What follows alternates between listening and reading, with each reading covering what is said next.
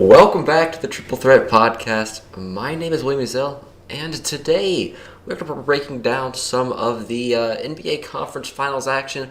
What you just heard before now was Osiris by Rod Simba.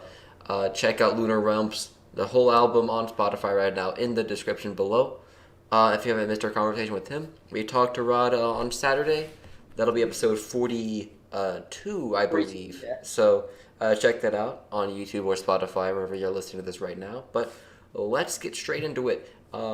Let's hit the one that just wrapped up last night. Suns versus Clippers. Suns advancing to the finals for the first time in a while. And the first time in Chris Paul's career. So Yeah, first time since Charles Barkley and since that era in the early 90s.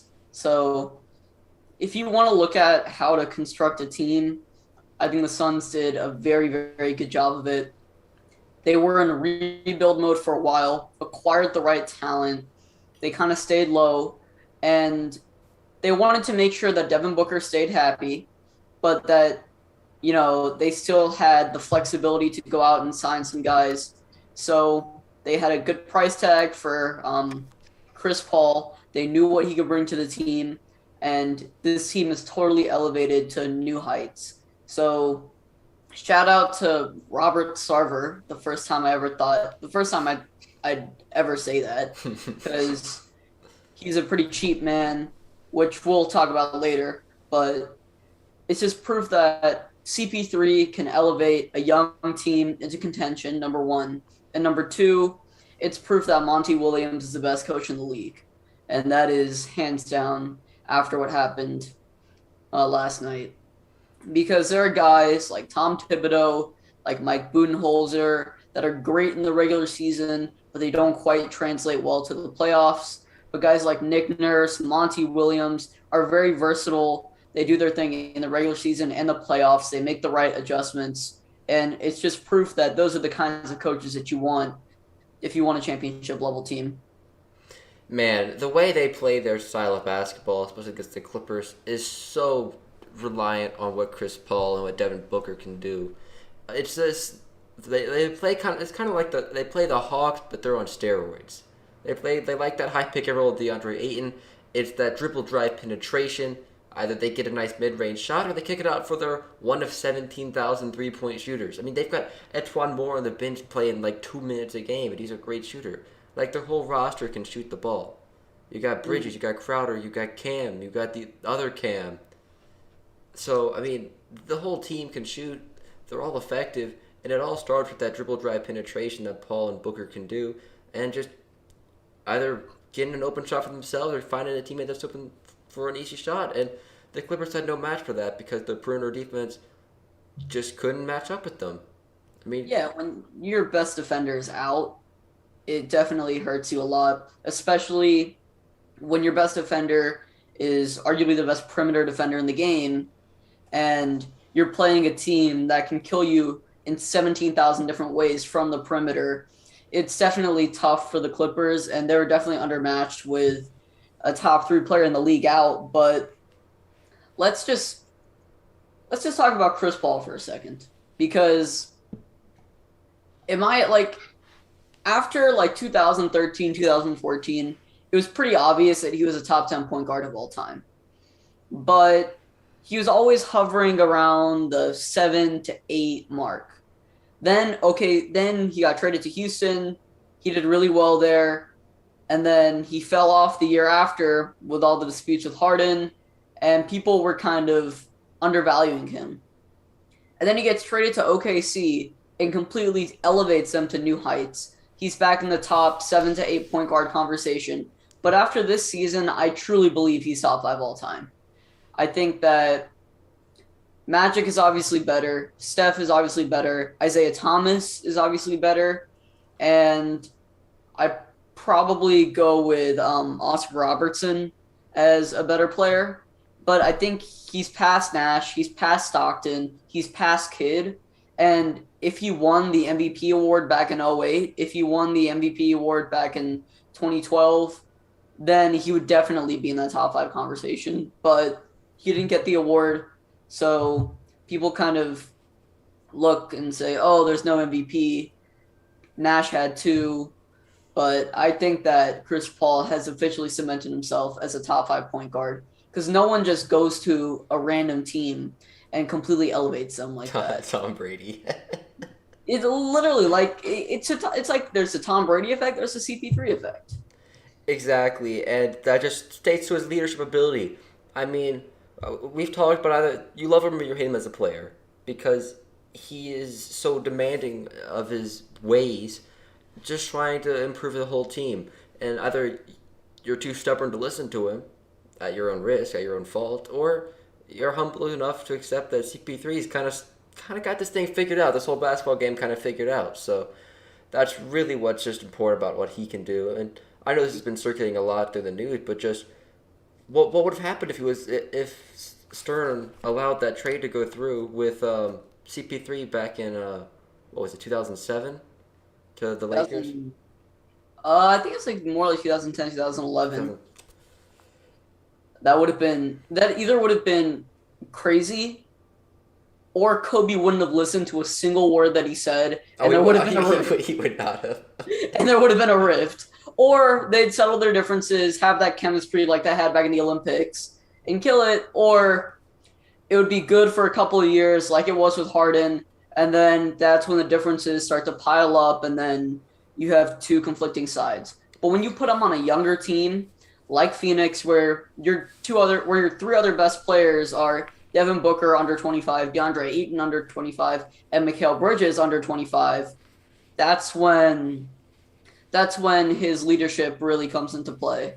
And it was a similar thing last year with Jimmy and the Heat, because in Minnesota, Cat and Wiggins weren't willing to listen to him, caused a rift. Philadelphia, Embiid, and especially Benny 1 point, or Benny can't shoot. At one point, he can't even hit free throws. they didn't really listen to him, and there was a rift there. Comes to Miami, you have Bam Adebayo, Tyler Hero, Duncan Robinson, Goran, all guys that are willing to learn from what Jimmy has gone through, and bam, you have a cohesive team. And that leads me into my next point, where there are a lot of similarities with this team to last year's Heat. And that's both a good thing, they're the surprise team that makes a finals run, and a bad thing. Will they collapse like how the Heat did this year?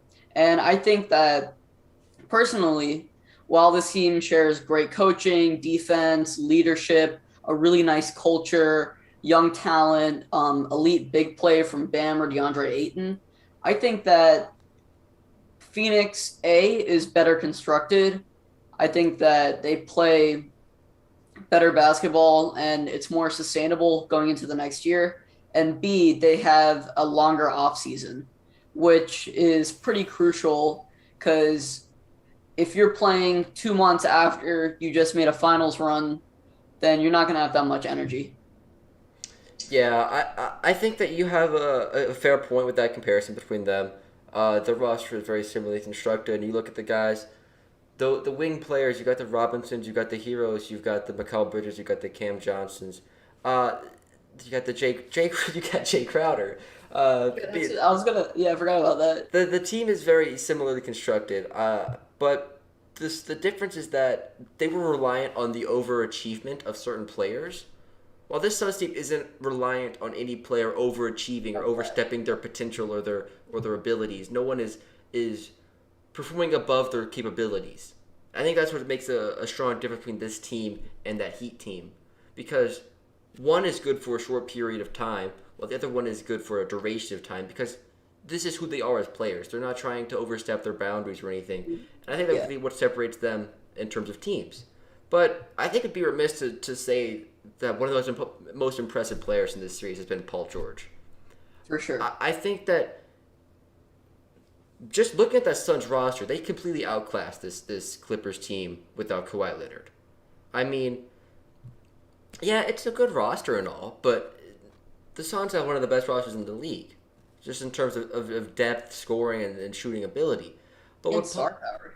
Exactly. But what Paul George has done is made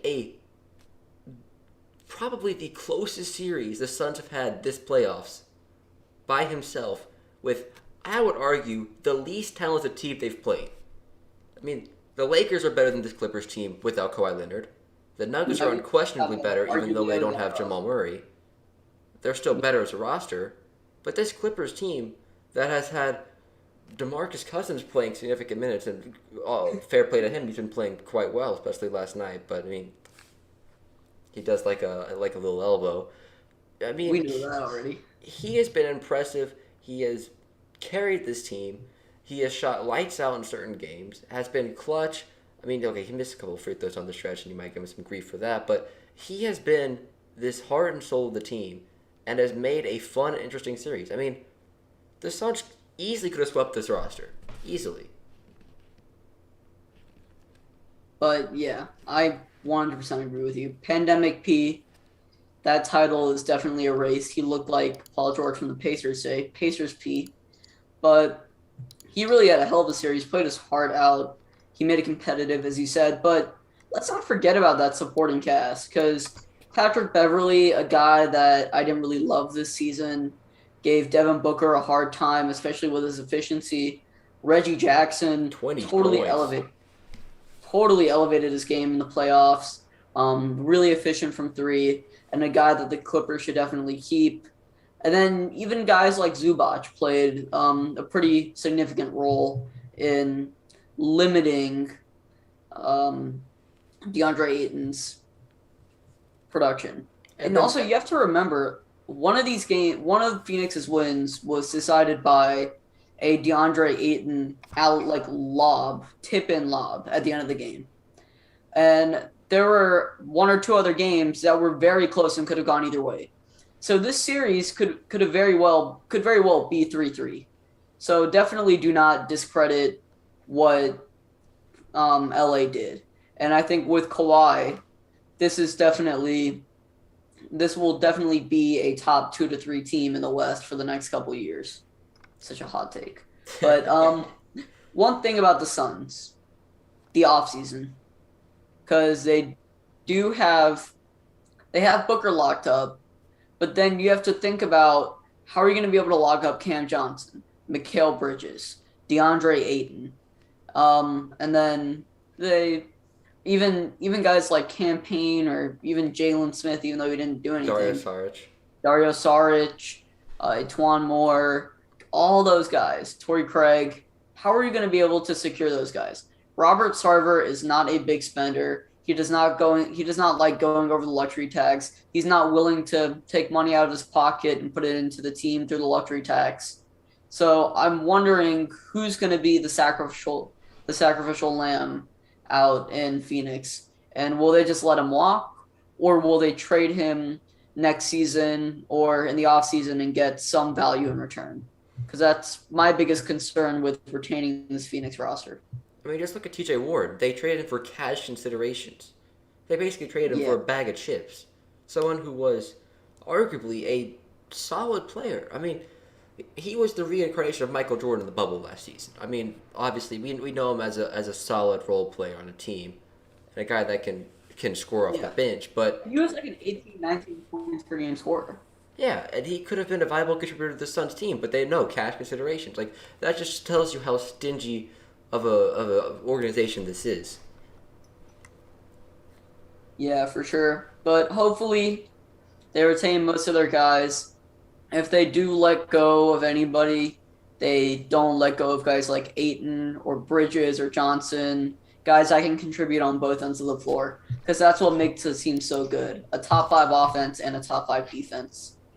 But moving on to the one series that is not done yet, that is the Atlanta Hawks versus the Milwaukee Bucks. Before we talk about them, we have 5 comments in the chat. So, Dylan, what the hell are you doing, bro? All right, so let's answer the question real quick. So, thoughts on the Hawks' chances in the finals if they make it past the Bucks? Um, okay, let's talk about this one by one. So let's talk about how the Hawks will match up with the Suns if they make it, and let's talk about how the Bucks match up with the Suns when they make it, or if they make it. I think Yeah, so let's go with the Hawks first because that's the question. So, how do the Hawks match up with this Suns roster? I'll let you start off with this one, and I'll add my thoughts at the end. I think that the Hawks match up decently well, but this is definitely the strongest team they've played, for sure. First of all, perimeter defense. When you have so many guys like Herter, Bogey, Reddish that can get hot, but can also get really cold against a really good perimeter defending team, that kind of worries me because there have been times where all three of the guys have been cold, and you just don't get any offensive production. You just get a lot of missed shots, and then in the paint, you'll have DeAndre Ayton there. He's definitely improved as a defender, so he'll be formidable for Capella and for Collins down low. And then on the defensive end, I just don't. Our best perimeter defenders, Chris Dunn, who doesn't get any minutes because he's an offensive liability. So the real best perimeter defender that actually plays is Kevin Herter and maybe Cam Reddish. So you'll be seeing a lot of Herter versus Booker. And I think that Booker will definitely exploit that matchup. So I've preached this time and time again. Let Booker cook, but pay special attention to guys like Johnson or Bridges or Payne or Torrey Craig, guys that can go off for an easy 20 at any time. Because if you hold all four of those guys to under 10 points and then you have Booker going for 45, I'm more confident in us winning a game like that than letting Booker go for maybe 30, but you have Mikal Bridges going for another 24, and then you have Torrey Craig adding in 10, and then you have Cam Johnson adding in 15, Cam Payne adding in 15. That's where it gets scary, just the sheer amount of weapons that they have. So I would just say let the best one cook, make sure the other guys are locked in, and then it's going to be tough to out-scheme Chris Paul and Monty Williams, but they'll definitely have to watch a lot of film and make the necessary adjustments because they have not played an offense like this. So it's going to take a lot of defensive adjustments, a lot of emphasis on the role players, and then it's going to take guys like Bogey and Herter to just shoot lights out the entire series for us to beat the Suns. And realistically, I think the Hawks could pull it out in 7, but I think the Suns definitely are a much better team. Yeah, but when you're looking at the series, this comes down to play style and how they play. The Sixers, I mean the Suns have done a fairly good job of containing the 3-point shooting abilities of teams. I know Marcus Morris and Reggie Jackson have had their days against the Suns, but overall they held the Clippers to I think it was 33% from three on the series. Yeah. So they did a really good job keeping that team in check from behind the arc. Let me get my numbers straight. It was 33, yeah, 33%. So I mean, guys like Paul George was shooting 29, Reggie Jackson was shooting 36, Mark was shooting 32. I mean, like, those are numbers that are very average. And I think that the Hawks' play style is very reliant on the three. They live or die by it. That's how they go on their streaks. That's how they come back in those games against the Sixers. But the X factor in this series, in my opinion, it's not Trae Young, it's not Devin Booker, it's not Chris Paul, it's John Collins. Because that's the one player on the court that I can see that the Hawks have a discernible advantage over the Suns. Because everywhere else, you could argue that the Suns have a player of similar caliber on the other side, if not substantially better. But John Collins is the only one where I can say, yes, he can be the X factor in the series because there is no one as good in the post defensively against him or can contain him on the outside because his shot has been pretty solid throughout the playoffs. I know he's had some lucky banks, but he's been able to step back into 3 in the fourth quarter and make a shot. And I think his ability to be a versatile big man, a versatile 4, is something that the Suns, I don't know if Jay Crowder can match up with that. Yeah, Crowder's an excellent defender, don't get me wrong, but especially in minutes where they have a front court of Sarge and Ayton, Ayton's not going to come out into the perimeter, and Sarge is definitely not capable of handling Collins' offensive repertoire. So you're definitely gonna need a lot from Collins. And then I also think just on the defensive end, Collins is all right, but he definitely struggles with lapses and things like that. So he's going to need to just get his act together there and be a little bit more consistent. Not always going for the highlight reel block, but going and just playing smart, shadowing shooters, using his athleticism to play out on the perimeter a little bit.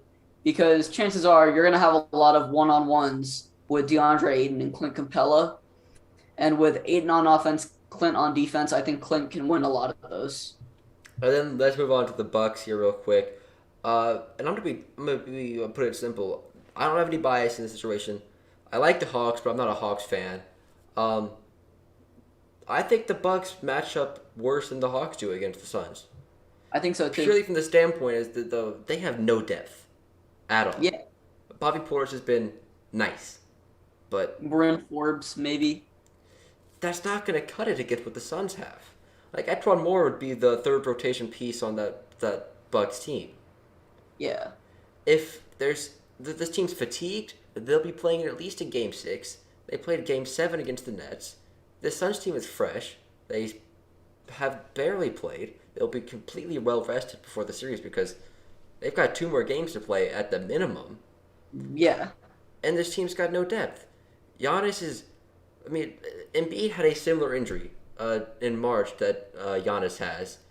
And arguably, Giannis was of a greater degree just looking at the images side by side of the extent of that hyperextension. And Joel Embiid missed 10 games. I know Giannis is an athlete, but an athlete's not going to be able to magically have more flexible legs and take an injury like that. I mean, he's going to be out for a similar timetable. I'd say yeah, at the minimum, he's going to be out 3 games. yeah. So that's the rest of the series basically against Atlanta, and then he'll come back off of an injury. Let's say hypothetically, if Milwaukee wins, he's coming back with with a possible rushed recovery, which I think will happen. They're going to rush him back if they make it. Because he has And to. then for a guy that is so laterally mobile, for a guy that jumps a lot, for a guy that's running up and down the court, for a guy that's taking long strides, a hyperextension like really limits a lot of that. And that's a big part of his game. So then you're stuck with an inefficient Giannis. A Giannis that's not as good on defense. And that doesn't really make matters any much better. So let's talk about the series itself. Last night, no Trey, no Giannis for half the game. No problem. I thought that the Hawks or Lou Williams stepping on for Trey Young played like a B-Tech Chris Paul, and that is a very big compliment for him. What he did: dribble, drive into the paint, either make a nice mid-range, get a nice kick to an open three. He played like Chris Paul, and the Hawks really needed that. He was instrumental in that game. Talk about what the Hawks did to blow the Bucks out, even when Giannis was on the court. And it was just beautiful to watch. Lou being the orchestrator, being the leader that we didn't really see much of in LA. He was a locker room leader for sure, but I don't think I've ever seen a performance like that from him. And I've seen some pretty damn impressive performances from Lou Williams. And that fourth quarter against the Sixers was incredible. Yeah, and even on like the Clippers, Raptors, his first stint on the Hawks, he was great. So I'm a big fan there.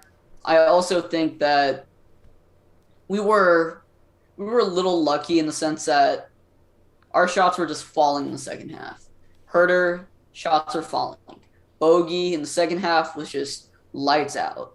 John Collins, especially from the corner three, his sweet spot, completely lights out. And then even Cam Reddish coming in and hitting 3 threes to really shift the momentum of the game. That's what jump-started that 22-8 run that Milwaukee could just never recover from. So Trey is a game-time decision. I believe that he's going to be back, but he'll play some limited minutes.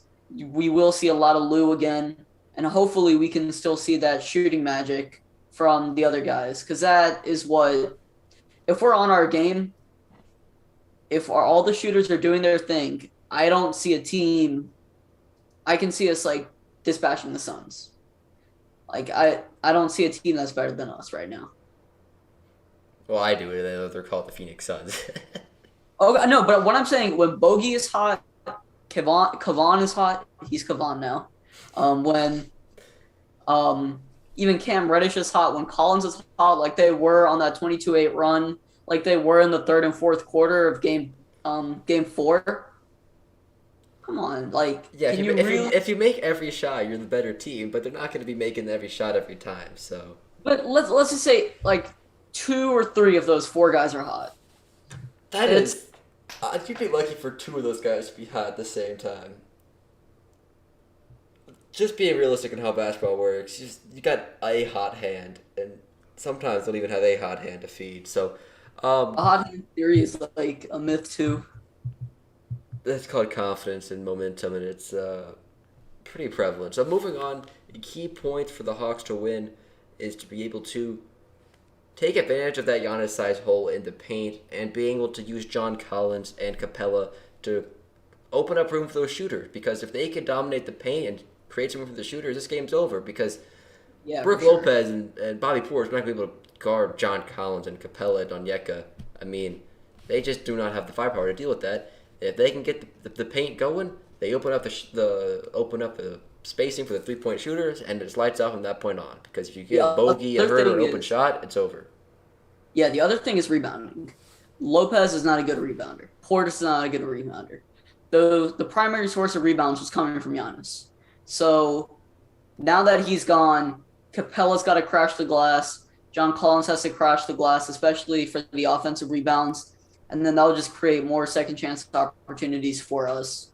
So I think Giannis has really made a big impact on the inside. But now that he's out, Collins, Clint, and Onyeka have all the room in the world to just dominate. And the key for the Bucks, if they want to win this series, is to have Chris Middleton play like that every quarter, because that's what they're going to need to do. Yeah, and they're gonna need more offensive production from Holiday too. Yeah, I'm about to go into that. Holiday has to be a scorer rather than a playmaker. He has to take the game into his own hands, and I mean, they've got 2 really good players. I mean, they're not.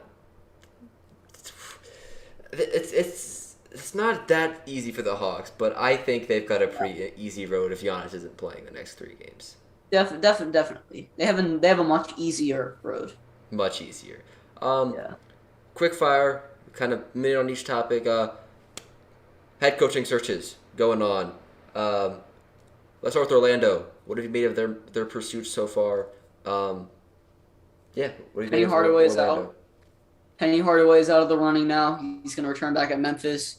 I think you got to go for a guy that really emphasizes player development and does not really emphasize winning as much as development. And Darvin Ham from Milwaukee, he was a guy that was instrumental in the Hawks' development, in guys like Giannis's development, Middleton, even the younger guys like DiVincenzo or Bryn Forbes. Definitely got to look out for. And then, yeah, I'd say Ham is probably the best candidate, unless I'm forgetting somebody, because this is such a young roster filled with such young talent.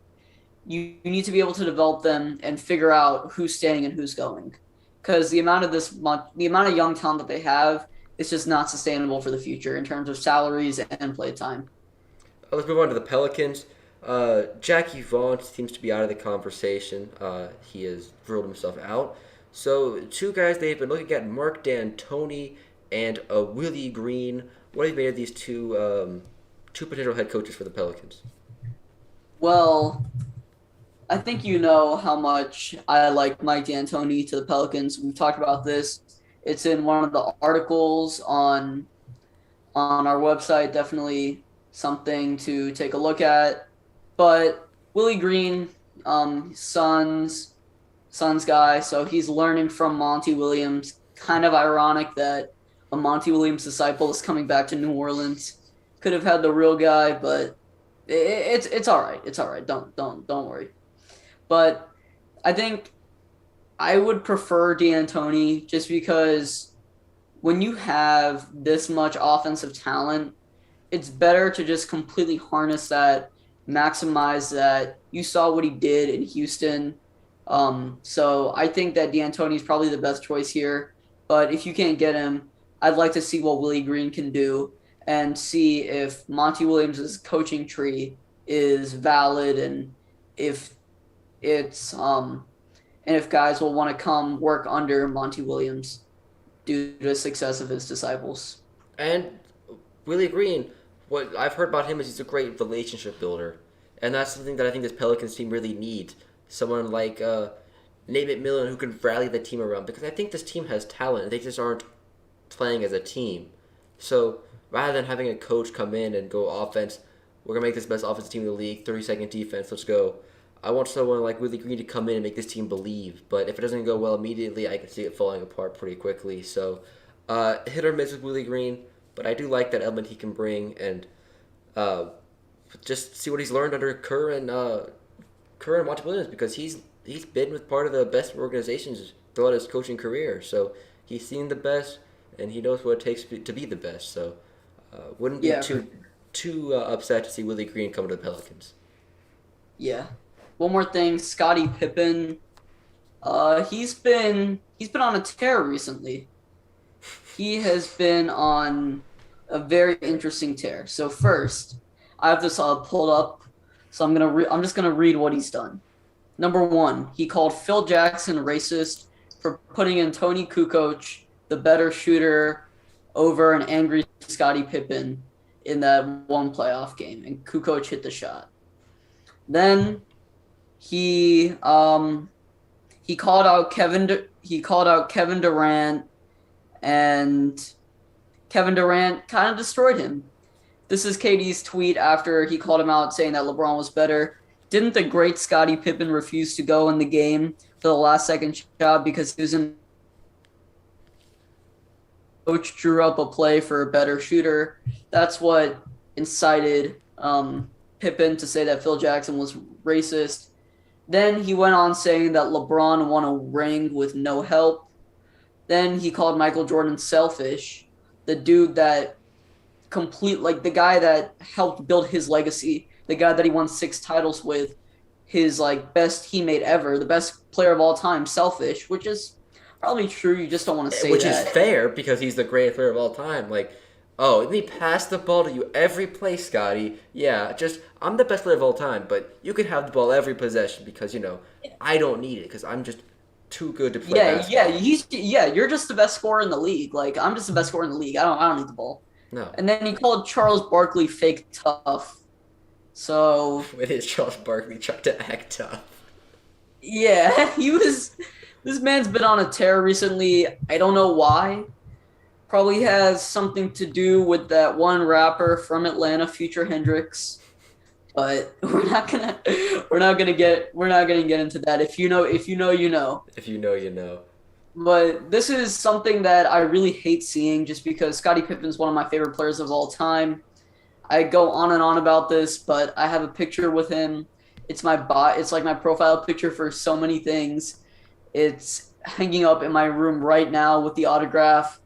So I just hope that he doesn't damage his reputation from the stupid things that he's been saying the past week or so. Yeah, but that'll do it for today. Hawks play tonight. Let's see if the Hawks can take this series in 6. Hawks in 6. Hawks in 6. But that'll do it for us today. I'll be back tomorrow to talk about the game and whatever else we find interesting. If you have a topic that you'd like us to cover, leave that in the comment section below. Also, we have created an Instagram and a Twitter. Triple Threat Pod on Instagram and Triple Pod on Twitter. We're trying to find the right username. We're kind of late on the scenes. We don't have a lot of options out there yet right now. So Instagram kind of messed up. So hopefully we can get. We're working on it. Yeah, hopefully we can get triple _ threat _ podcasts instead of the pod. But it is what it is right now. Definitely go hit us up with a follow. We'll be posting pretty regularly on there. A lot of shorter content that doesn't quite make the podcast or even the website is what you'll see there. But that's it for today. Ishan Cheth with Triple Threat Podcast alongside me, William Mizo. Peace.